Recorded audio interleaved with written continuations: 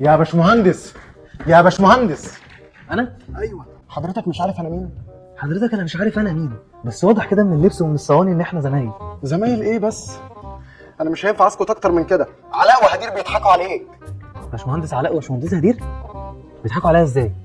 بص انا هفهم حضرتك كل حاجه. بقول لك ايه يا باشمهندس، اي حاجه.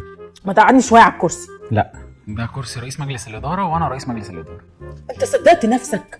قعدت لبت زي الجراد على الكرسي. قوم يا عم عايز اقعد شويه. تعالى بقى، انا مش مصدق نفسي. ايه اللي حصل؟ عملت اللي المفروض يتعمل. هو في ندالة كده؟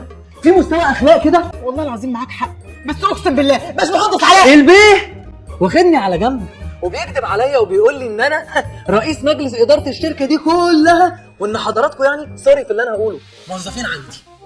يا نهارك اسود. انا في حياتي ما شفتش بني ادمين بالقذاره دي. قذاره؟ والله العظيم يا باشمهندس. بس ما تقولش باشمهندس والباشمهندسين واقفين يا مستفز. انت كده هتخليهم يحطوني في دماغهم. حضرتك فاهم غلط والله. دول اخرس كده يا هادي كده. بعد ما عملت منك بني ادم وجبتك من على قهوه بعره، اتفضل اطلع بره انت مرفوض. انا اطلع بره. لا حول ولا قوه الا بالله. انا اسف مره تانية، وانا هروح اجيب لحضراتكم الطلبات اللي انتوا طلبتوها مني. خد يلا تعالى هنا.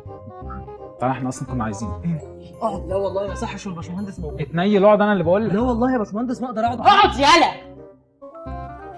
شايف الورقه دي؟ ايه يا جماعه؟ ايه في ايه؟ هي دي اللبنه اللي انا بقول لك عليها. هي دي؟ اه. اتفضلي اطلعي بره، انت مرفوضه. ايه؟ اطلعي بره، انت مرفوضه. خلاص يا لبنى بقى، شكلك بقى وحش جدا، اتفضلي امشي. لا وشكلي بيبقى اوحش في البيت. شكرا قوي. وانت لما روح البيت هعرف بالظبط انت قلت له ايه. حلو كده يا باشمهندس. جدع. سيب بقى انت بقى. زغلط. ما تمضي يا عم. هو ايه ده؟ ده قرار بطريقتي. الف مبروك يا باشمهندس، بس هو انا مالي.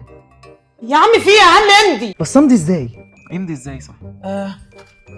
شايف الامضه دي بالظبط؟ قلدها كده دايره كده انقشها. تمام بعد اذنك. خد يلا بقى.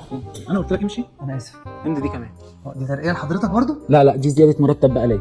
يلا بقى براحتك على بعض. مع السلامه.